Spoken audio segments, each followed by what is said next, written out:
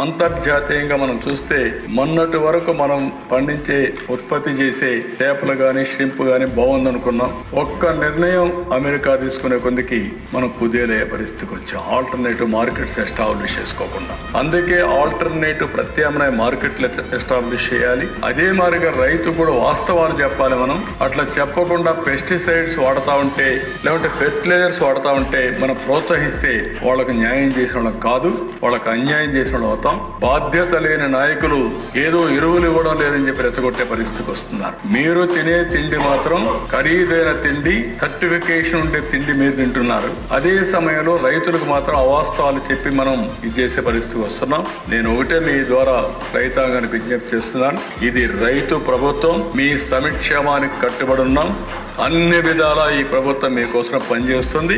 ఎక్కడా రైతుకు ఇబ్బంది లేకుండా చేసే బాధ్యత మాది. అదే సమయంలో రైతు కూడా గుర్తుపెట్టుకోవాల్సింది, మీరు ఉత్పత్తి చేసే పంట మీద శ్రద్ధ పెట్టండి. పెస్టిసైడ్స్ తగ్గిద్దాం, ఫెర్టిలైజర్స్ తగ్గిద్దాం, మంచి నాణ్యమైన ఉత్పత్తులు చేద్దాం. ప్రపంచానికే ఆంధ్రప్రదేశ్ హార్టికల్చరే కాకుండా అక్వాకల్చరే కాకుండా వ్యవసాయ ఉత్పత్తుల్లో నెంబర్ 1 గా తయారు చేసి ప్రపంచానికి ఆహారాన్ని అందించే పరిస్థితి ఆంధ్రప్రదేశ్ తీసుకొస్తామని చెప్పి మీ ద్వారా తెలియజేసుకుంటూ